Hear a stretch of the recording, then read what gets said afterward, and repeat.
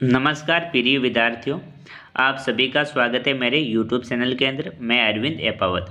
मैं आज अर्धवार्षिक परीक्षा सत्र 2024-25 कक्षा 7 विषय सामाजिक विज्ञान का पेपर लेकर आया हूँ। ये पेपर आपकी अर्धवार्षिक एग्ज़ाम के लिए सबसे इम्पोर्टेंट क्वेश्चन जो पेपर है वो रहने वाला है। इसमें से आपकी, मैं ज़्यादा तो नहीं कह सकता, लेकिन 19% जो आपके क्वेश्चन है इसी पेपर में से आएंगे। तो देखो, मैं अब ज़्यादा टाइम नहीं लूँगा, स्टार्ट करता हूँ पेपर। देखो, सबसे पहले वाले आपसे जो क्वेश्चन पूछे हैं, वस्तुनिष्ठ प्रश्नों के उचित उत्तर का चयन कीजिए। मतलब यहाँ पर आपको ऑप्शन भरना है। पहला क्वेश्चन है, निम्न में से अधात्विक खनिज कौन सा है? तो यहाँ पर आपको अधात्विक खनिज बताना है। मैंने साथ में आंसर भी लिख कर रखे। अ के अंदर जिप्सम, ब के अंदर चांदी, स के अंदर तांबा, द के अंदर मैग्नीज। तो इसका राइट आंसर है वो क्या हो जाएगा? ऑप्शन हो जाएगा जिप्सम है वो क्या है? अधात्विक खनिज है। सेकेंड क्वेश्चन पूछा है यहाँ पर, वेरी वेरी इंपॉर्टेंट क्वेश्चन है। महाद्वीप पर परपट्टी की मोटाई है। तो महाद्वीप के ऊपर परपट्टी की मोटाई कितनी है? अ के अंदर 5 किलोमीटर, ब के अंदर 50 किलोमीटर, स के अंदर 35 किलोमीटर और द के अंदर 3.5 किलोमीटर। तो इसका जो राइट आंसर है वो क्या हो जाएगा? सो हो जाएगा 35 किलोमीटर है जो महाद्वीप की जो परपट्टी होती है उसकी क्या होती है? मोटाई होती है। तीसरा क्वेश्चन पूछा आपसे, वेरी वेरी इंपॉर्टेंट क्वेश्चन है।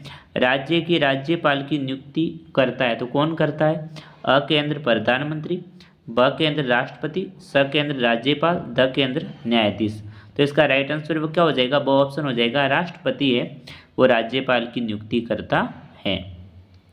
अगला क्वेश्चन पूछा स्वतः आपसे, अल हिंद पुस्तक के लेखक कौन थे? तो अल हिंद जो पुस्तक है उसके लेखक कौन थे? अ के अंदर कल्लन, ब के अंदर अब्दुल फजल, स के अंदर अल बुरूनी, द के अंदर अमीर खुसरो। तो इसका राइट आंसर है वो क्या हो जाएगा? सो ऑप्शन है यहाँ पर राइट आंसर हो जाएगा। दोस्तों, अभी तक आपने मेरे यूट्यूब चैनल को सब्सक्राइब नहीं किया है तो सब्सक्राइब करें, वीडियो को लाइक करें और अपने दोस्तों को ज़्यादा से ज़्यादा शेयर भी करें। पांचवा क्वेश्चन है, ये आपसे पूछा है, निम्न रिक्त स्थानों की पूर्ति कीजिए। तो यहाँ पर आपको क्या भरनी है? खाली जगह भरनी है। वैसे मैंने यहाँ पर भर रखी है दोस्तों, तो आपको कहीं पर भी आंसर ढूंढने की कोई ज़रूरत नहीं है। मैंने सभी प्रश्नों के उत्तर भी साथ में लिख कर रखे। पहली खाली जगह पूछी थी, ने हुमायूं को 3 बार हराया। तो किसने हराया था? शेर खान ने। तो शेर खान ने हुमायूं को 3 बार हराया। मीडियम अंग्रेजी के शब्द का बहुवचन है। तो मीडिया है वो अंग्रेजी शब्द के मीडियम जो शब्द है उसका क्या है? बहुवचन है। तीसरी क्या हो जाएगी? जब वायु गर्म हो जाती है तब ये हो जाती है। तो क्या हो जाती है? हल्की हो जाती है। मानव प्राकृतिक पर्यावरण में करता है। तो क्या करता है? मानव प्राकृतिक पर्यावरण में परिवर्तन करता है। तो इस खाली जगह के अंदर परिवर्तन शब्द आ जाएगा। अगले क्वेश्चन है जो आपके 2-2 अंक के रहने वाले हैं, जिससे बोलते हैं अति लघुत्तरात्मक प्रश्न।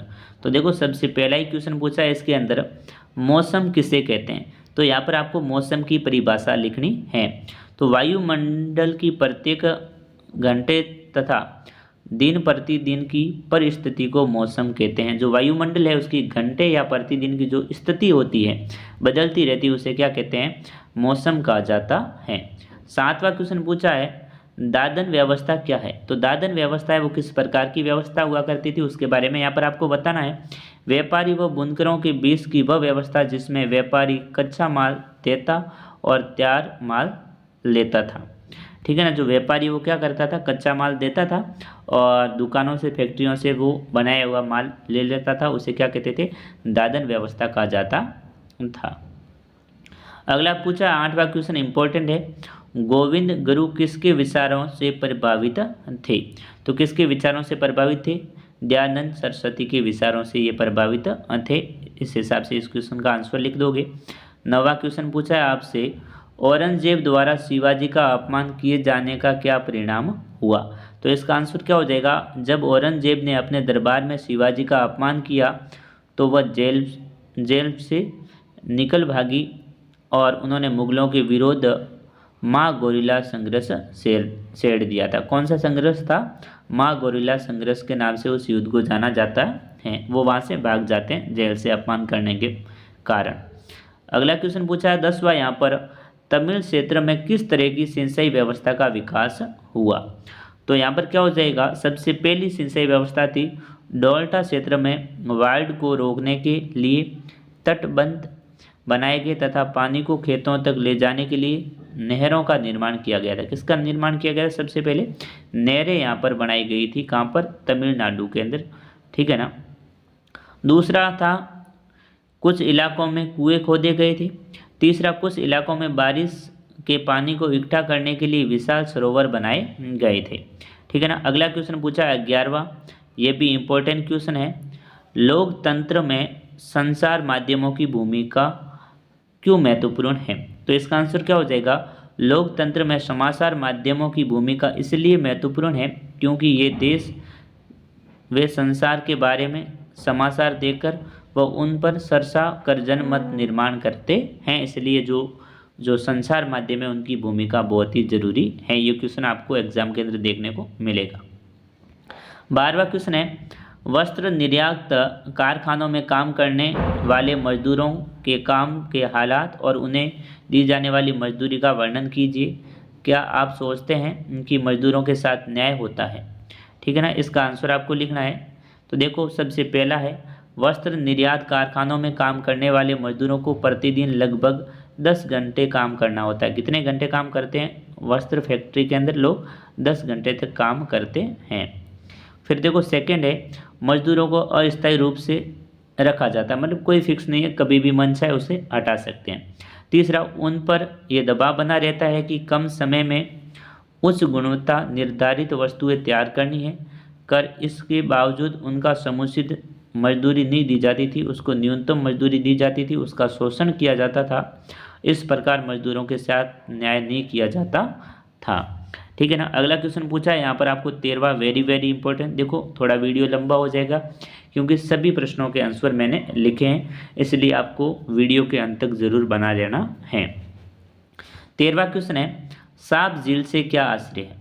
तो इसका आंसर हो जाएगा, जब नदी मैदानी क्षेत्र में प्रवेश करती है तो वह मोड़दार मार्ग पर बहने लगते हैं, जिन्हें विसर्प कहते हैं। विसर्पों के किनारों पर लगातार अपरदन और निपेक्षण से विसर्प लूट के सरे निकट आते जाते हैं। समय के साथ विसर्प लूप नदी से कट जाते हैं और एक अलग झील बनती है जिसे साप झील कहते हैं, ठीक है ना। अगला क्वेश्चन पूछा है आपसे 14वां, वेरी वेरी इंपॉर्टेंट क्वेश्चन है ये भी दोस्तों, समुद्री जल नमकीन क्यों होता है। तो यहाँ पर क्या हो जाएगा, समुद्री जल में मुख्यतः स्रोत नदी, ताल, सोते और हिमनद आदि अपने साथ भारी मात्रा में खनिज लवण बहाकर समुद्र में लाते हैं, जिससे ये जल नमकीन हो जाता है। समुद्र का जल नियमित रूप से भारी मात्रा में वाष्पीकरण होता है, किंतु लवणीय पदार्थ वाष्पीकरण न होने के कारण समुद्र में नियमित रूप से बने रहते हैं, इसीलिए इसकी लवणता निरंतर बढ़ती रहती है। अगला क्वेश्चन पूछा है यहाँ पर 15वां, वेरी वेरी इंपॉर्टेंट क्वेश्चन है, महाराणा कुंभा की सांस्कृतिक उपलब्धियां बताइए। तो ये देखो, आपके निबंधात्मक क्वेश्चन रहने वाले, महाराणा कुंभा की जो सांस्कृतिक उपलब्धियां है वो यहाँ पर आपको बतानी है। इसका आंसर हो जाएगा, सिसोदिया वंश के कला प्रेमी शासक कुंभा का जन्म 1417 ईस्वी में चित्तौड़ में हुआ था तथा 1433 कब हुआ था, और 1417 में हुआ था, सॉरी, जन्म इनका। और 1433 में मेवाड़ के राज सिंहासन पर बैठे महाराणा कुंभा के व्यक्तित्व में कटर, कलम, कला की त्रिवेणी थी। सांस्कृतिक दृष्टि से कुंभा का शासनकाल मेवाड़ के इतिहास का स्वर्ण युग। कुंभा ने महाराजाधिराज, रायरान, महाराणा, राजगुरु दान और गुरु हाल, परम गुरु शाप आदि योग्यता अभिव्यक्त करने वाली उपाधियां प्राप्त हुई थी। मेवाड़ में स्थित 84 दुर्गों में से 32 दुर्ग कुंभा द्वारा निर्मित कुंभल के असलगढ़ में, बसंतगढ़ में भोमट दुर्ग, मसान दुर्ग, कुंभलगढ़ तथा कुंभश्याम मंदिर चित्तौड़गढ़ दुर्ग में स्थित विजय स्तंभ का निर्माण। कुंभा महान संगीतकार भी थे। इनके द्वारा रचित संगीतों के ग्रंथ में संगीत राज, संगीत मीमांसा, शुंड परमंत सबसे प्रमुख है। कुंभा ने गीत गोविंद की रसिक प्रिया टीका व चंडी शतक टीका भी लिखी थी। ये मतलब संगीत के भी थे, दुर्ग बनाने वाले भी थे। इन्होंने जो इनके टाइम जो चित्तौड़ का था वो स्वर्ण युग था। अगला क्वेश्चन पूछा है यहाँ पर 16वां है, भूमध्य रेखा से पूर्वों की ओर जाने पर आपतन की मात्रा क्यों घटती जाती है? तो इसका आंसर हो जाएगा भूमध्य रेखा से ध्रुवों की ओर जाने पर आपतन की मात्रा घटती जाती है, क्योंकि सूर्य से आने वाली वह ऊर्जा जिस पृथ्वी रोक लेती है आपतन कहलाती है। सूर्य की किरणें भूमध्य रेखा पर सीधी पड़ती है, इससे वहाँ सूर्य ताप की प्राप्ति सर्वाधिक होती है। ठीक है ना। आगे देखो है, आगे क्या लिखा है, सूर्य की किरणें ध्रुव की तरफ तिरछी होती है, इसलिए ध्रुवों की और सूर्य का ताप मात्रा में कम हो जाता है। ठीक है ना। अगला क्वेश्चन पूछा है यहाँ पर 17, टाइम बहुत ही कम है दोस्तों। देखो 17वां क्वेश्चन क्या पूछा है, प्रजातंत्र में संचार माध्यम किस प्रकार महत्वपूर्ण भूमिका निभाते हैं? तो इसका आंसर क्या हो जाएगा, प्रजातंत्र में संचार माध्यम महत्वपूर्ण भूमिका निभाते हैं, क्योंकि देखो किस हिसाब से निभाते हैं, यहाँ पर पॉइंट वाइज लिख रखे हैं। सबसे पहला पॉइंट है, इससे हमें सरकार के कार्यों के बारे में जानकारी मिलती है। संचार माध्यम में ही ये सुनिश्चित करते हैं कि किन बातों पर जनता का ध्यान केंद्रित किया जाना है। इस प्रकार जनमत निर्माण का ऐसा सशक्त माध्यम है। ये देश और विदेश से संबंधित अनेक मुद्दों तथा समस्याओं के बारे में लोगों को सूचित करते हैं। आगे देखो 14वां पॉइंट है यहाँ पर, ये सरकार की नीतियों एवं कार्यों की आलोचना करके उनमें खामियां बताकर सरकार की कार्य प्रणाली को नियंत्रित करते हैं। ये लोगों में सरकार की नीतियों को लोकप्रिय बनाते हैं। ठीक है ना। इस हिसाब से इस क्वेश्चन का आंसर लिखना है।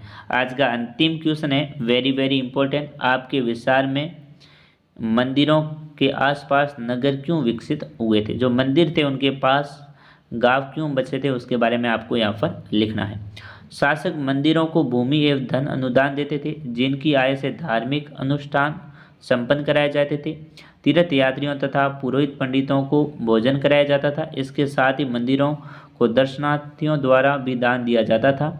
मंदिर के कर्ता धर्ता मंदिर के धन को व्यापार एवं सहकारी में लगाते थे। सने सने समय के साथ बड़ी संख्या में पुरोहित, पुजारी, कामगार, शिल्पी, व्यापारी मंदिर तथा उनके दर्शनार्थियों तथा तीर्थ यात्रियों की आवश्यकताओं को पूरा करने के लिए मंदिर के आसपास बसे रहने, इस प्रकार मंदिर नगरों का विकास हुआ। इसी रीति से मंदिर के चारों ओर अनेक नगरों का आविर्भाव हुआ था, जैसे मध्य प्रदेश में भील स्वामी विदिशा मंदिर और गुजरात के अंदर सोमनाथ, तमिलनाडु में काशीपुर और आंध्र प्रदेश में तिरुपति जो मंदिर था उसका विकास हुआ।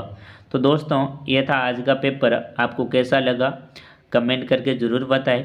वीडियो पसंद आया है तो लाइक करें और अपने दोस्तों को शेयर भी करें, और यूट्यूब चैनल को तो सब्सक्राइब करना बिल्कुल भी ना भूलें। मिलेंगे नेक्स्ट वीडियो में, तब तक के लिए जय हिंद, जय भारत।